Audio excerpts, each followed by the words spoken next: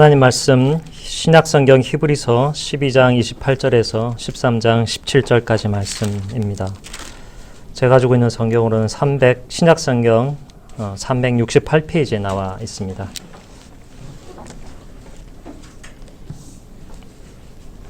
하나님 말씀을 들으십시오. 그러므로 우리가 흔들리지 않는 나라를 받았은즉 은혜를 받자. 이로 말미암아 경건함과 두려움으로 하나님을 기쁘시게 섬길지니 우리 하나님은 소멸하는 불이심이라.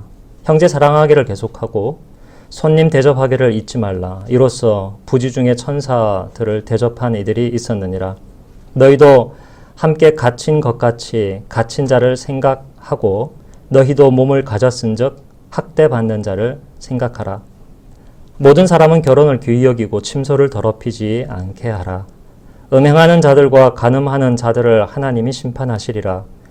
돈을 사랑하지 말고 있는 바를 족한 줄로 알라. 그가 친히 말씀하시기를 내가 결코 너희를 버리지 아니하고 너희를 떠나지 아니하리라 하셨느니라. 그러므로 우리가 담대히 말하되 주는 나를 돕는 이시니 내가 무서워하지 아니하겠노라. 사람이 내게 어찌하리요 하노라.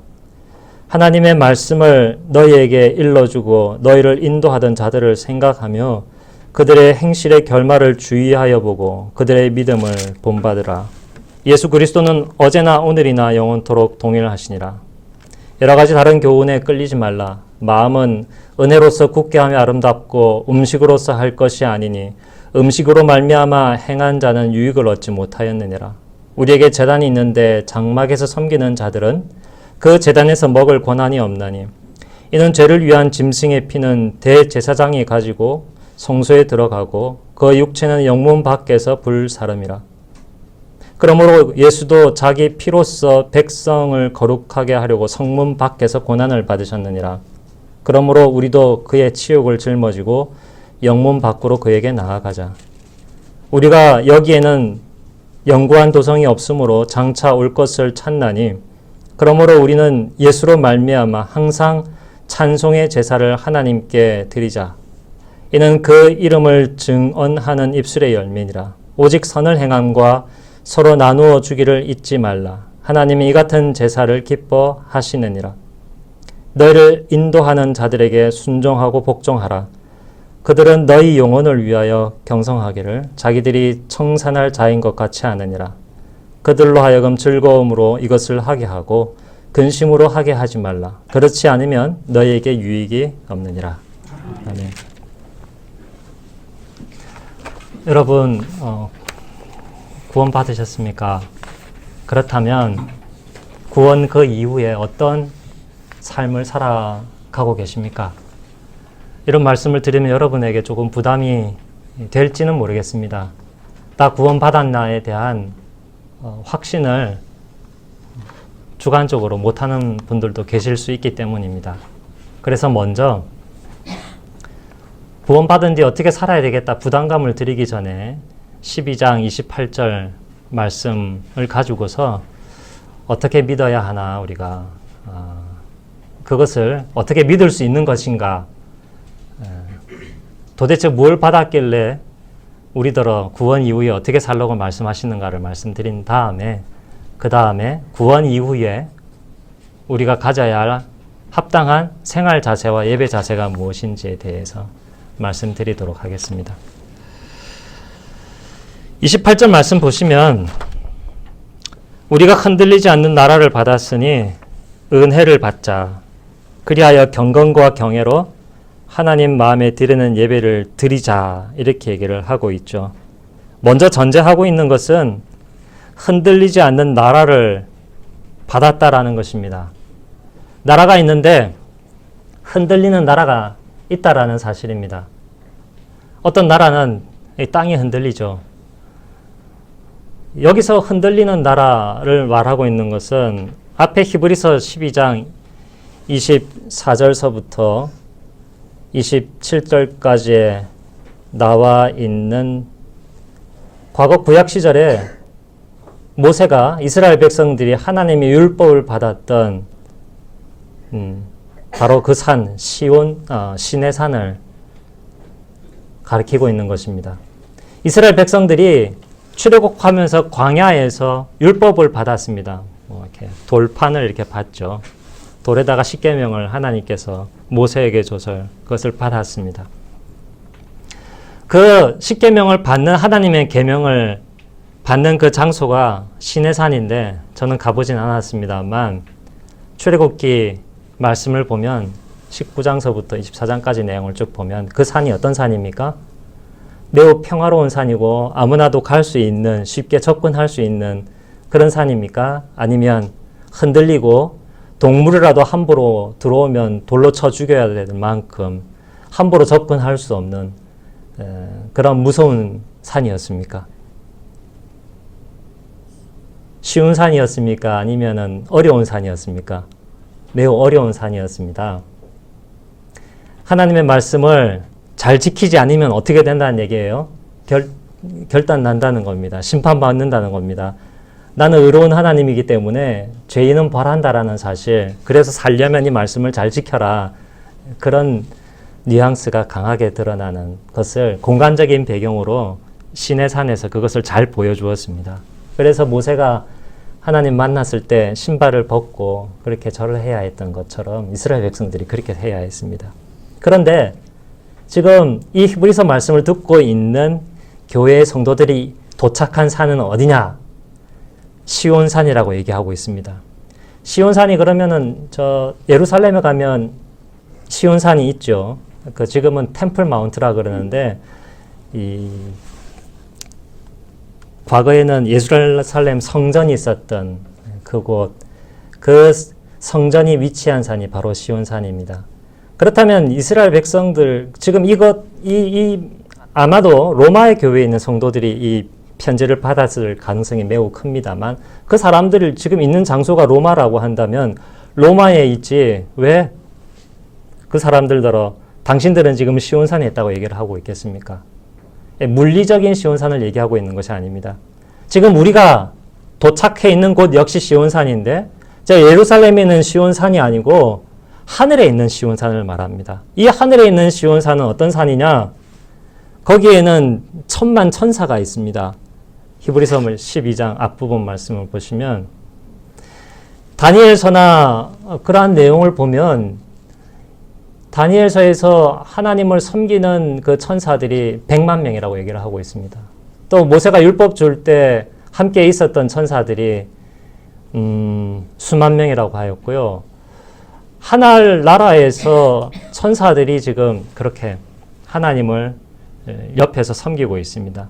그 하늘나라에 하나님이 계신 날에 몸은 우리가 지금 여기에 있지만 우리의 영혼은 이미 하나님 보좌 우편에 우리도 같이 가 있는 것입니다. 거기는 우리만 다달라 있지 않습니다. 그게 어디에 나오냐면 22절과 23절에 나옵니다. 너희가 이른 곳은 살아계신 시온산과, 이 시온산은 하늘 시온산을 말합니다. 살아계신 하나님의 도성이고 하늘의 예루살렘이고 천만 천사가 있고 기록된 장자들의 모임이 있고, 기록된 장자들은 무엇이겠습니까? 등록되었다라는 겁니다. 어디에 등록되었습니까? 하나님 백성으로 등록된 사람들에 대해 장자들입니다. 먼저 된 사람이죠. 누가 먼저 된 사람입니까?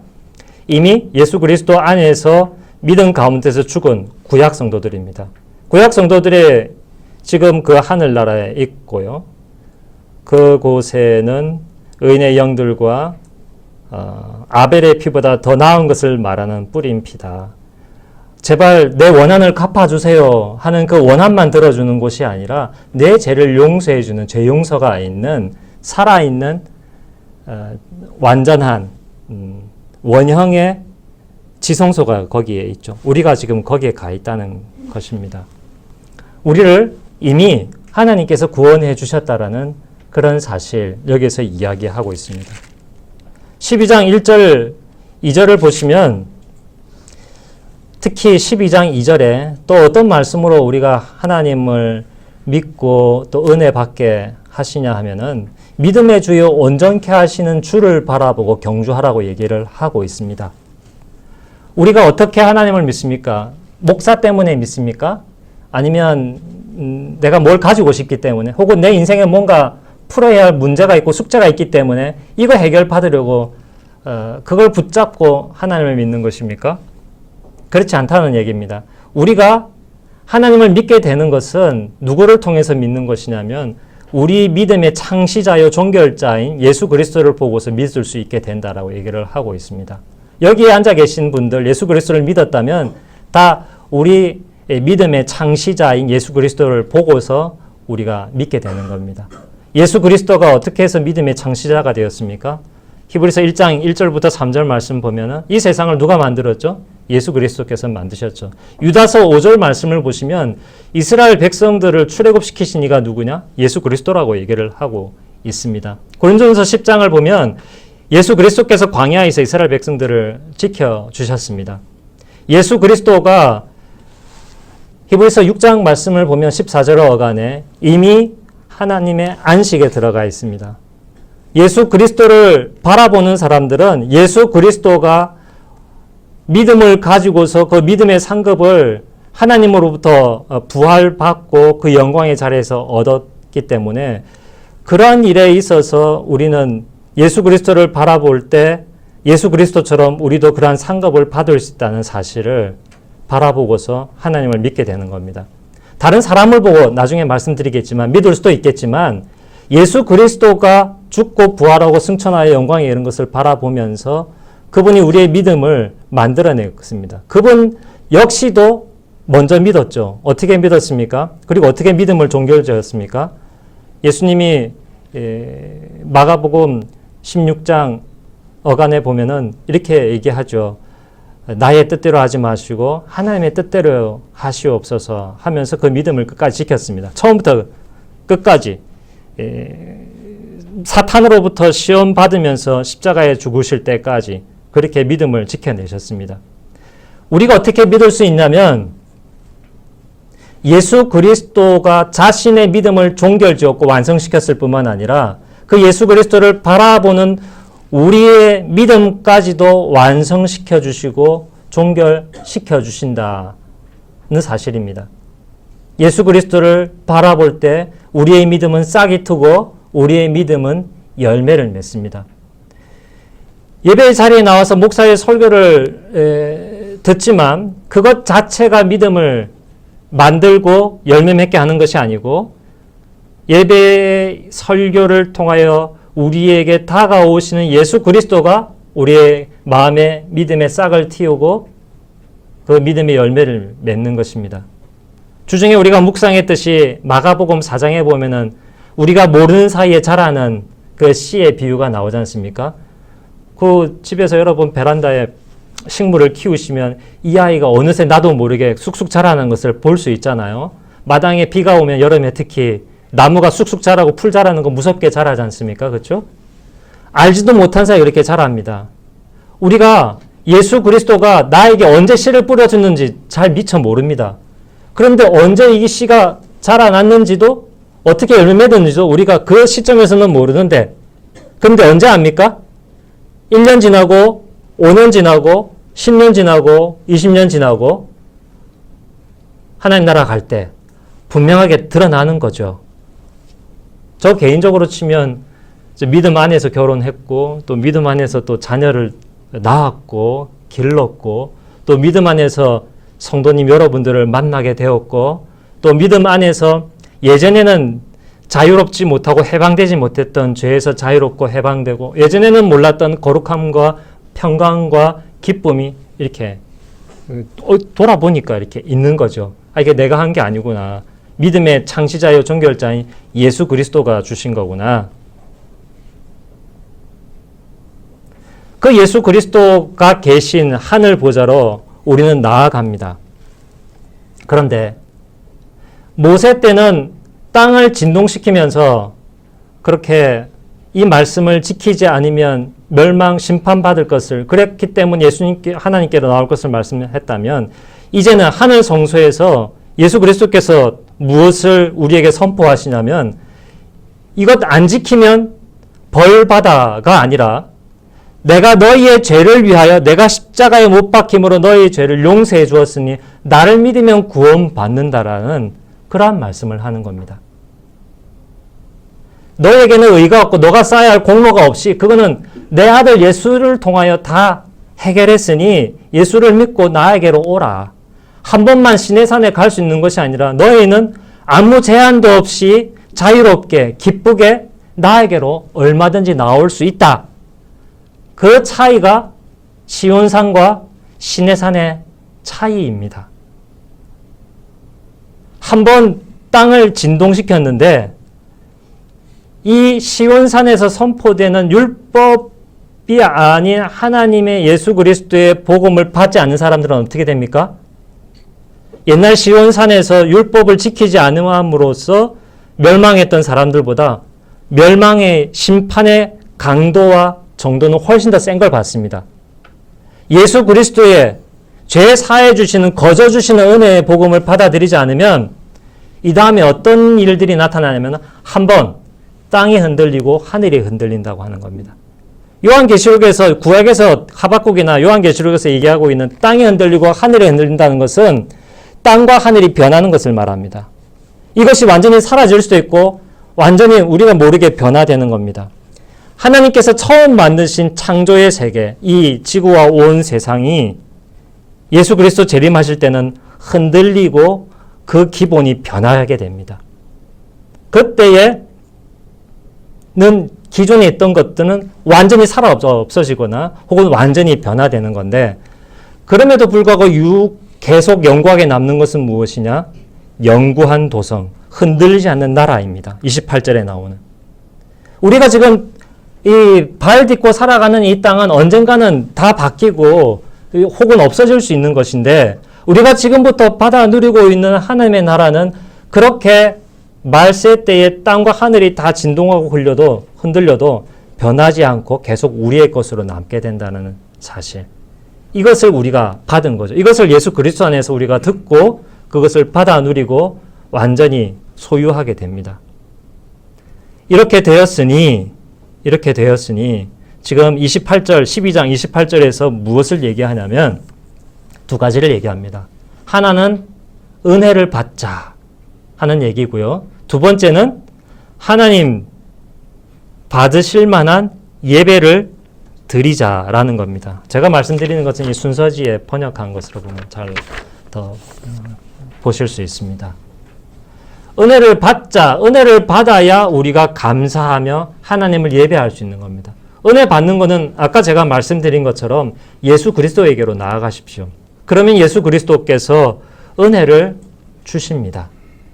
예수 그리스도께서 우리에게 더할 나위 없는 위로와 또 은혜를 베풀어 주십니다. 특별히 12장 10절과 11절에 나와 있는 의와 평강의 열매를 우리에게 주십니다. 그 거룩함에 참여하게 해주십니다. 그게 은혜를 받는 겁니다. 이 말이 좀 어렵죠. 거룩이라는 거, 의, 평강이라는 말 좀 어려운데 제가 하나만 말씀을 드리겠습니다. 12장 11절에 있는 평강이 뭐냐? 마음이 그야말로 평화로운 겁니다. 단순히 묵상이 아니고 그걸 뭐라 그러죠? 명상을 해서 마음이 평안해지는 것이 아니고 예전에는 마음으로 하나님을 사랑하지 않았어요. 멀리 했어요. 하나님의 말씀이 나에게 족쇄 같아요. 내 인생을 뒤에서 이렇게 끄집어 내리는 방해? 그 인생의 장애물처럼 여겨졌는데 그런데 그게 싹 바뀌어가지고 주님을 사랑하게 되고 주님 말씀대로 어떻게 살아갈까 하는 막 열망이 생기고 또 그렇게 마음을 가졌는데 실제로 성령 하나님이 도와줘서 그렇게 살아가고 그 결과 마음에 더 큰 평안과 사랑이 넘치는 거예요. 말이 달라지고 행동이 달라집니다. 인생이 달라지는 겁니다. 뭐 돈을 더 많이 가지냐 집이 더 크냐 작냐 이게 그런 정도의 그 개념이 아닙니다. 그거를 한마디로 12장 10절에 거룩함에 참여한다 그래서 우리가 그 하나님의 수준 높음, 그 영생의 그 삶의 풍성함을 내가 그대로 고스란히 누린다는 겁니다. 거룩이라 그래서 뭐 얌전하고 막 거룩한 분위기 이런 거 아니고요. 오직 하나님 안에서만 발견하고 누릴 수 있는 인생의 생명의 풍성함과 기쁨, 참된 행복을 말합니다. 그것을 누리게 된다라는 것이죠. 그게 은혜를 받자는 얘기입니다.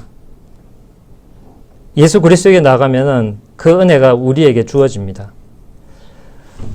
그 은혜가 없으니까 하나님을 섬기라 예배하라고 하지 않습니다. 하나님은 먼저 아무것도 주지 않고 다오다하는 분이 절대로 아닙니다.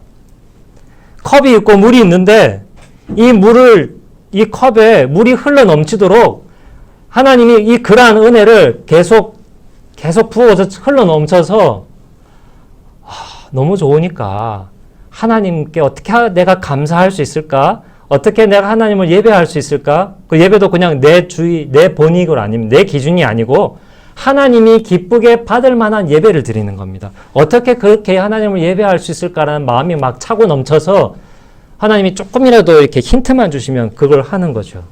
그게 12장 28절에 나오는 하나님을 기쁘게 예배하자는 얘기입니다.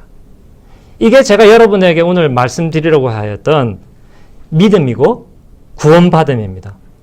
그 구원받은 뒤에 어떻게 살 거냐에 대해서 얘기를 해야 되잖아요. 그렇지 않습니까? 그것을 얘기해야 되니까 하나님께서 히브리서 13장을 주신 겁니다. 그래, 그렇다면 하나님을 잘 섬기고 예배하고 싶은데 어떻게 하나님을 섬기고 예배해야 되지를 두 가지로 나눠서 얘기를 해주고 있습니다. 그게 13장 1절부터 6절이고 두 번째가 7절부터 17절까지의 내용입니다. 먼저 첫 번째 내용은 뭐예요? 12장 1절이 이겁니다. 형제 사랑하기를 계속하라 합니다. 13장 1절서부터 6절까지는 세 가지는 사랑하고 한 가지는 미워하라고 얘기를 합니다. 세 가지는 사랑하고 한 가지는 미워하라 얘기인데요. 먼저 첫 번째 사랑해야 될 것을 얘기하심으로써 우리가 어떻게 하나님을 예배할 수 있을지 기쁘게 할 수 있을지 생활 자세 그 첫 번째를 얘기합니다. 여러분 미국에 가면 도시 하나가 있는데 필라델피아라는 도시가 있습니다. 들어보신 적 있죠? 영화나 뭐 이런 데 뉴스나 필라델피아에서 가까이 오신 분도 지금 계시죠? 필라델피아의 뜻이 뭡니까? 형제 사랑하는 겁니다. 형제를 사랑하는 겁니다. 두 번째는 무엇을 사랑하라고 하고 있냐면 이것도 사랑이라는 제가 시간이 없어서 다 말씀 안 드리겠습니다만 손님 대접하는 것도 사랑의 의미가 지금 포함이 되어 있습니다. 단어 안에 필리아라고 하는 단어가 여기에 또 들어있습니다. 손님 사랑하라.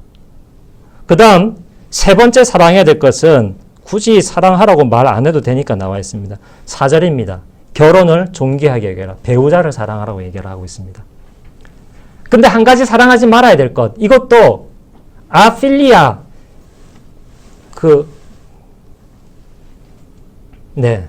하여튼 뭐 전미사 뭐 접두사 이런 거 있지 않습니까? 그런 거에서 사랑이 아닌 무엇을 사랑하지 말라면 돈을 사랑하지 말라고 하고 있습니다.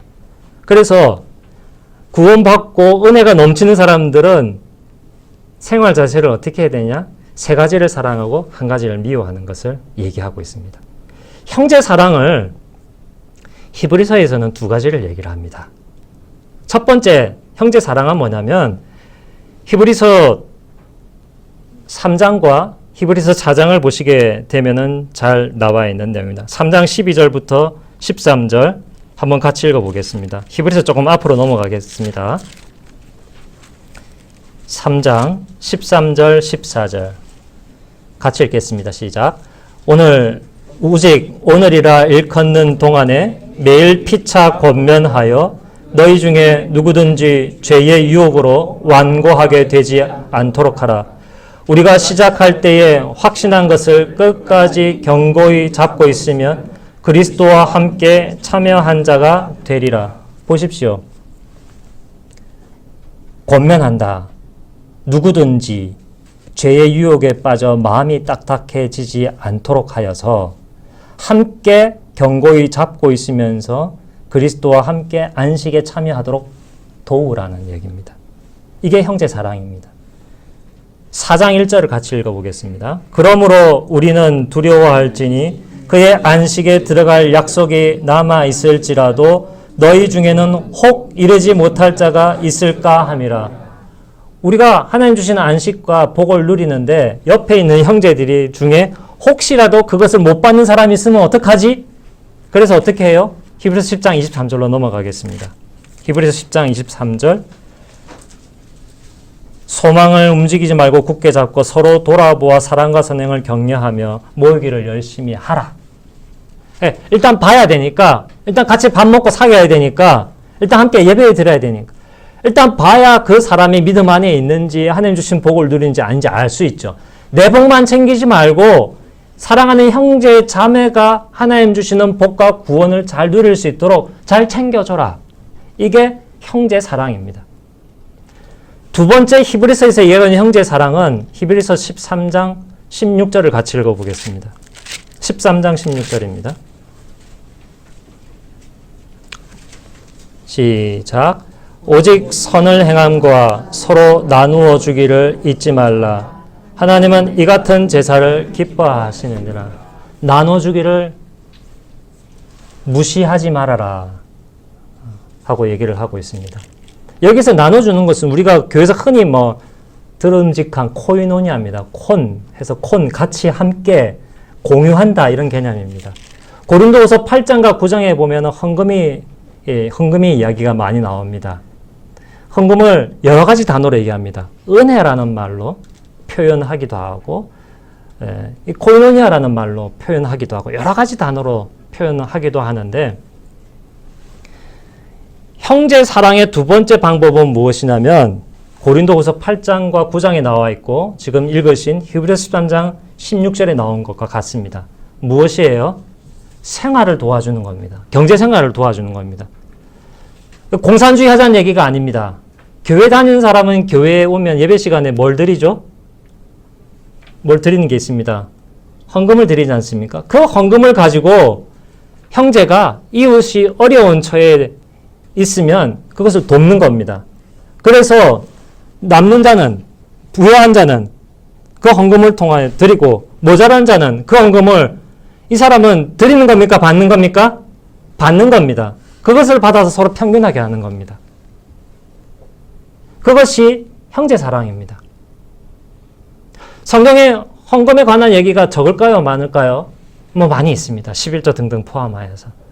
헌금의 사용처로 성경에서 가장 많이 나오는 게 뭐겠습니까? 첫 번째가 예배와 관련된 겁니다. 예배와 그 말씀 사역자를 위하여서, 제사장을 위하여서 돕고 생활을 지지해 줄 것을 첫 번째로 하고, 두 번째로 많이 얘기하는 것은 바로 어려운 형제 자매를 돕고 섬기는 것에 헌금을 써야 되는 겁니다.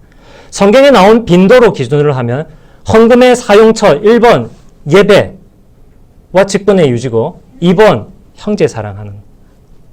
우리 헌금도 이렇게 비중을 두고서 사용해야 될 것입니다. 건물을 가지고 이게 없습니다. 초대교회 때 건물을 건축 헌금 모아가지고 집을 사서 성도들이 예배를 드렸을까요? 아니죠. 그냥 공짜로 했습니다. 자기 집 있으니까 그러면 집이 좁으니까 사람이 많이 못 모이잖아. 괜찮다. 우리 조금만 모이자. 그렇게 조금 모인 겁니다. 지금이 좀 어떻게 보면 이상해진 거죠. 형제 사랑 하라고 말씀하고 있고, 제가 시간이 많지 않아 길게 말씀을 못 드리겠습니다만 이 넓은 종이에 한 것에 여러 가지 구절들이 있으니까 필요하신 분들은 보시길 바랍니다. 그러면 형제 사랑을 할 때 어떻게 헌금을 해야 될 거냐, 이것도 좀 굉장히 구체적인 부분이지 않습니까? 고린도서 8장과 9장에 보면 여러 가지 기준이 나옵니다. 11조 딱 11조 해가지고 딱 내가 100만 원 받았으면 10만 원 칼같이 안 하면 벌 받고 이걸까요? 아닙니다. 마음에 정한 대로 하랍니다. 고린도후서 8장과 9장에 걸려. 억지로 합니까? 기쁨으로 해야 됩니다. 그러한 기타 등등의 헌금의 원리는 다음에 고린도후서 8, 9장을 제가 설교할 일이 있을 때 헌금 구체적으로 이렇게 하는 겁니다라는 것을 말씀드리겠습니다. 오늘은 형제 사랑은 어떻게 해요? 영혼을 돌보는, 지켜주는 것이고, 형제 영혼 지켜주십시오, 여러분. 지켜줘야 됩니다. 그리고 형제의 생활을 지켜줘야 되는 겁니다. 그래서 이제 좀 더 구체적으로 얘기를 합니다. 13장 히브리서 2절 가게 되고 3절 가게 되면 특별히 2절에서 또 누구를 사랑하냐면 손님을 사랑해서 손님을 대접하라고 합니다. 여기서의 손님은 그냥 아무 손님이 아닙니다. 순회 전도자들, 자기의 어떤 근거적인 사역지가 생활을 기반해서 받쳐주는 사람이 없기 때문에 그러나 하나님께서 사용하시는 그 사람들, 오늘 말하면 선교사쯤 될까요?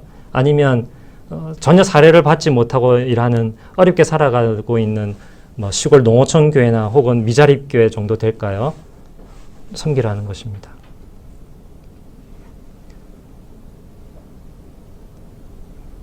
혹은 믿음을 가지고 살아가는데 믿음 때문에 경제생활을 잘 못하는 뭐 제3세계나 어떤 뭐 그런 무슬림이나 어떤 그런 이 믿음을 가지지만 믿음 때문에 삶을 유지 못하는 사람들인데 13장 2절에서 얘기하고 있는 이 손님이라고 지칭하는 것은 우리와의 관계 독특성을 말해줍니다. 어떤 관계냐? 흔히 오는 사람이 아니라는 얘기입니다. 다르게 얘기하면 무언가 나에게 줄 수 있는 사람이 전혀 아니라는 뜻입니다. 받을 것을 기대하고 베푸는 사랑이 아니라 받을 것을 전혀 기대하지 않고 베푸는 사랑을 뜻합니다. 그 사랑을 하라는 이야기입니다. 마태복음 25장 36절 어간을 쭉 읽으면 이 나그네에 대한 이야기가 나옵니다. 마태복음 25장은 어떤 맥락인지 아십니까? 저를 보십시오. 마지막에 예수님께서 재림하실 때 한쪽은 양으로 한쪽은 염소로 이렇게 비유를 합니다. 한쪽은 오른쪽 한쪽은 왼쪽. 그래서 하늘나라에 갈 사람은 오른쪽 아닌 사람은 왼쪽 해가지고 한 사람은 천국 한 사람은 심판. 그런데 천국 가는 사람들에게 얘기를 하죠. 무슨 얘기를 하냐면은 너가 나그네에게 그가 배고플 때 먹을 걸 줬고 목마를 때 마실 걸 줬다. 헐벗었을 때 입을 걸 주지 않았느냐. 근데 그 사람이 주님이 나에게 해줬다니까. 그럼 내가 한 일이 없는데요? 나그네에게 해준 것이 나에게 해준 것이다. 그러면서 천국을 약속하는 겁니다. 손님에게, 나그네에게 하나님이 사용하시는 그 사역자들과 믿음의 성도에게 그렇게 그야말로 받을 것 기대 안 하고 베푼 친절을 베푼 사람 중에 가장 유명한 사람이 아브라함입니다. 아브라함이 모르면서 섬겼는데 그 사람이 결국 누구였어요? 천사였고 하나님이었죠. 그래서 결국 누구를 받았습니까? 이삭을 받고 하나님의 약속이 이루어지게 되었죠. 우리 삶이 그겁니다. 나는 아무 적이 없이 그냥 습관적으로 이웃을 사랑해야 되니까 지갑을 열어서 혹은 여러 가지 것들로 숙식을 제공해 주거나 했는데 그게 어떻게 사용됐다는 거예요? 나는 부지중에 한 겁니다. 근데 예수님이 그걸 기억하셔서 천국으로 나를 이끌어 주신다는 겁니다. 대단한 거 아닙니까? 나중에 천국 가는 것만 베풀어 주는 게 아니라 지금 이 땅에서부터 흔들리지 않는 하나님의 나라를 내가 벌써부터 누리게 해주신다는 겁니다. 흔들지 않는 나라, 대단한 겁니다. 이웃 사랑하기를 계속하라고 하고 있는데 히브리서 13장에 나오고 있는 14절에 나오고 있는 영구한 도성이 계속한다는 말과 똑같은 말입니다. 계속 지속되는 것. 하나님의 나라는 계속 지속되는 겁니다. 계속 지속되는 나라를 집을 세워갑니다. 그 세워가는 것. 옛날 창세기 때는 그 집을 사람들이 어떻게 세웠는지 아십니까? 창세기 11장은 바벨탑을 세웠습니다. 하나님 싫어요. 내 자치할래요. 그런 식으로 집을 세웠는데 집 다 무너졌습니다. 이 땅에서 세우는 하나님의 집은 어떤 집이에요? 형제 사랑을 계속하면서 그것을 영구하게 만들어가는 그게 집을 세워가는 겁니다. 교회를 부동산 등기해가지고 우리 교회 소유다 이게 하나님 나라를 만들어가는 게 아니고 형제 사랑하기를 하는 것이 하나님 나라의 벽돌을 하나하나 얹어가는 내 걸로 만드는 거예요. 그게 영구한 도성이라는 거예요.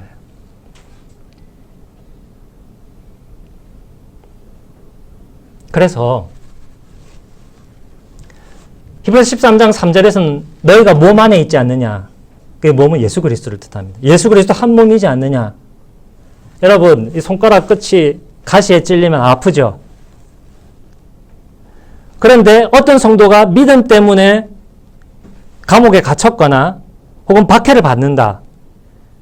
우리의 몸입니까? 몸 아닙니까? 몸입니다. 예수 그리스도 안에 우리는 다 하나거든요. 찔리면 어떻게 해요? 무시합니까? 아니요. 그렇게 하면 안 된다는 거예요. 너의 몸이지 않느냐? 왜 무시하느냐? 왜 선교사의 어려움이나 혹은 미자립교회의 어려움이나 믿음으로써 세상을 살아가고 있는 데서 어려움 당하는 지체들의 그 어려움을 왜 나 몰라라 하느냐? 왜 날마다 살 맞대고 있지 않는다고 이웃이 아니라고 하느냐? 찾아가서 이웃 대줘야 너의 이웃 아니냐? 형제 아니냐? 주 안에서 형제 아니냐? 찾아가라! 도와줘라!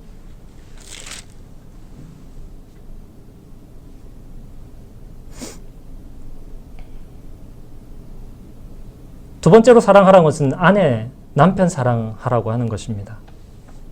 결혼을 귀하게 여기고 침소를 더럽히지 말아라. 나에게 돌려줄 것 없고 나를 사랑해 주지 않는 사람도 내가 사랑해야 하거든. 하물며 귀하게로 귀한 그의 인생을 나에게 바쳐준 나의 배우자 사랑해야 되지 않겠습니까? 지켜줘야 되지 않겠습니까? 남편은 아내의 모든 성질을 받아줘야 할 책임이 있습니다. 누가 아내의 성질을 다 받아줘야 합니까? 이 세상에. 단 한 존재. 혹 나쁜 마음을 가지더라도 그것을 받아주고 그 죄를 덮어줘야 모른 척하고 그걸 내 안에 다 퍼부어. 그리고 당신은 다른 사람에게 가서 잘해. 남편이 해야죠. 그게 아내를 귀하게 여기라는 말은 제가 영어 써서 죄송합니다.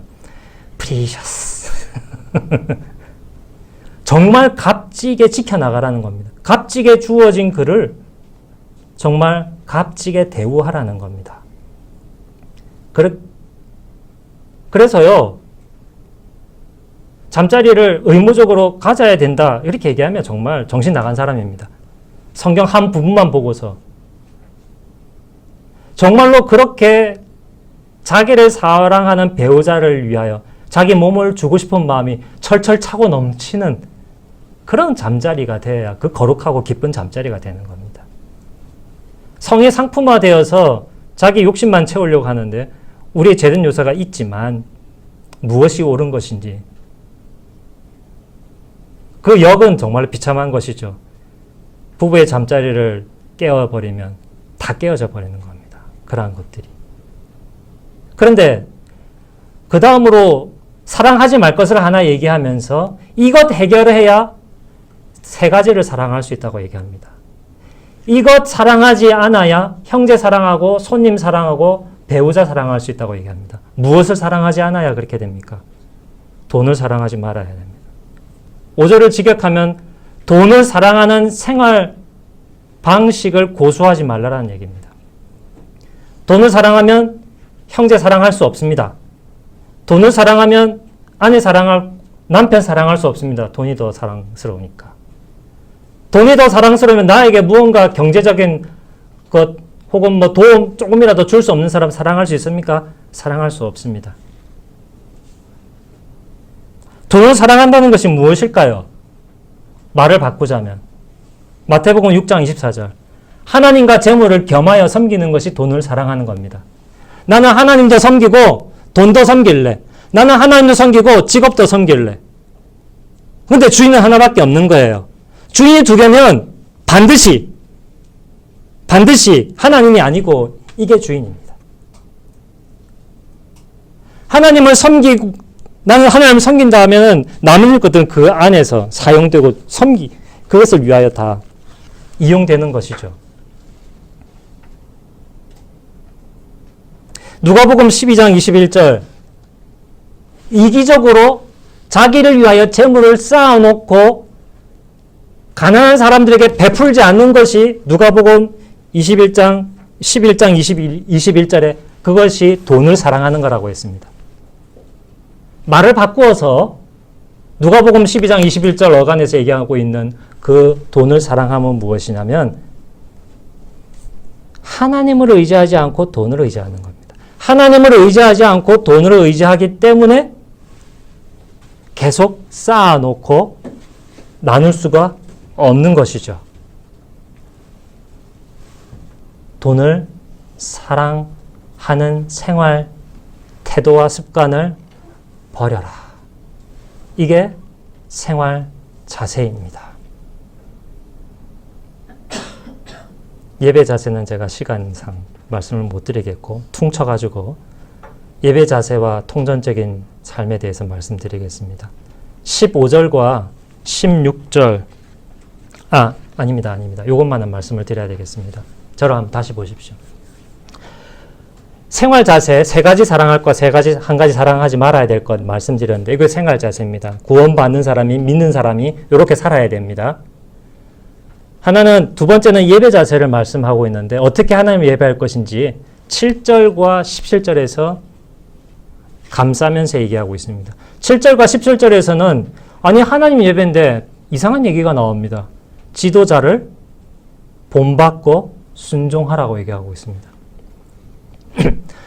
8절서부터 16절까지에는 하나님을 예배하는 내용이 나옵니다. 물론 16절에는 이웃사랑도 들어있지만 하나님을 예배하기 위해서 우리에게 필요한 것이 무엇이냐?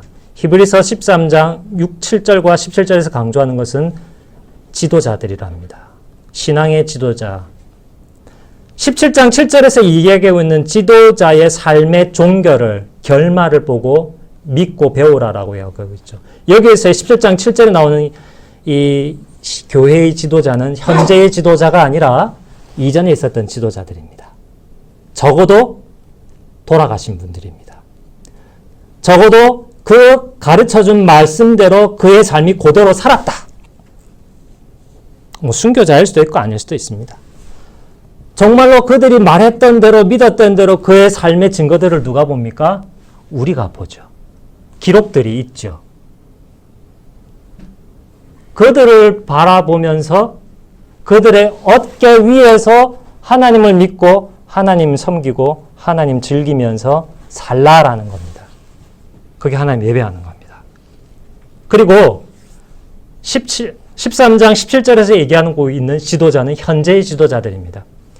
현재의 말씀을 가르치는 자를 지도자라고 지칭한다면 저 삶의 결과를, 여러분들이 제 삶의 결과를 못 보십니다. 무엇을 가지고 순종해야 되겠습니까?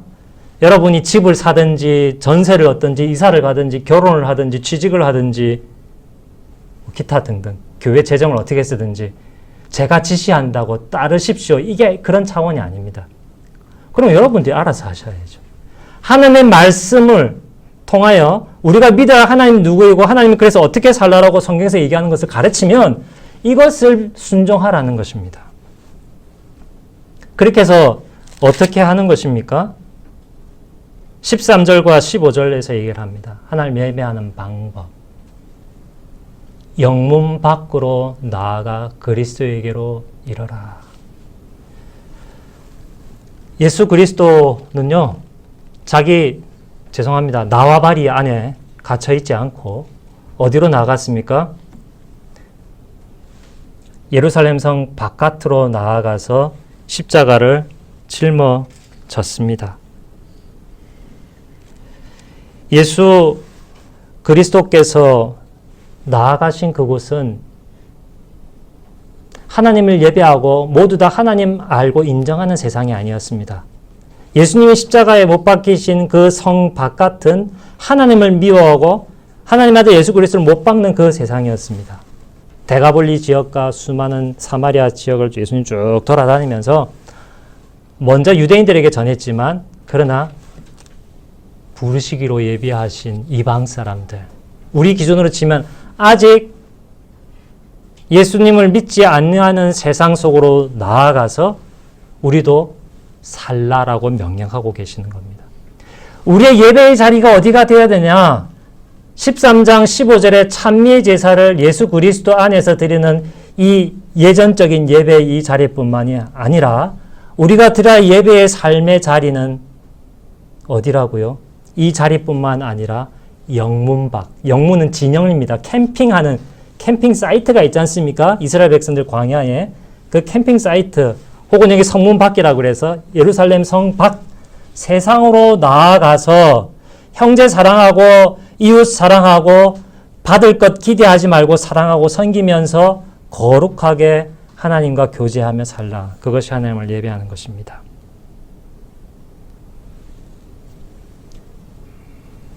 제물이라고 얘기를 하고 있습니다. 16절 이 같은 제사를 기뻐하신다. 선을 행하고 나눠주기를 기뻐하고 또 15절 말씀 찬송의 제사를 드리자. 아니 제사는 한 번으로 끝났잖아요. 예수 그리스도께서 십자가에서 우리를 위하여 자기 자신을 제물로 바친 제사는 영원히 한 번으로 완전 충족하게 종결되었는데 우리가 무슨 제사를 또 드려야 되냐? 그렇습니다. 우리 제사 드릴 게 있습니다. 우리가 구원받기에 필요한 제사는 예수님께서 다 완성하셨기 때문에 우리는 그거를 의지합니다. 우리가 드리는 제사는 감사의 제사. 은혜 받고 감사해서 하나님께 이웃 사랑하고 형제 사랑함으로써 거룩하게 예수 그리스도를 닮아가는 그 제사. 구원받기 위한 제사가 아니라 구원받아서 너무 감사해서 하나님을 좋아해서 닮아가는 제사 드리라는 것입니다. 오늘 말씀의 핵심은 무엇이겠습니까? 예배에 관한 것은 많이 있으니까 생활 자세를 어떻게 해야 될 것이냐. 형제 사랑하고 손님 사랑하고 배우자 사랑하고 배우자 없다 그래서 여러분 너무 저기 하지 마십시오. 여기서 12장 3절에서 얘기하고 있는 행음과 4절에서 5, 6절의 행음과 간음. 행음은 그 지금 말로 하면 포르노입니다. 포르노 영상을 뜻하는 것이 아니라 원어의 뜻이 무엇이냐면은 하나님의 말씀에서 벗어나는 성적인 관계를 뜻하는 겁니다. 그거 하지 말라고 합니다. 결혼한 사람이나 아는 사람이 다 적용이 됩니다. 간음은 부부 관계를 벗어난 성행위를 얘기합니다. 그거는 결혼한 사람만 적용이 되겠죠. 어찌 되었건 간에 은혜가 차고 넘쳐서 우리의 삶에 하나님을 예배하는 생활, 그 기쁨이 여러분들의 삶을 이 땅에서부터 흔들리지 않는 영구한 하나님의 도성으로 천국으로 여러분 풍성히 누리시기를 바랍니다.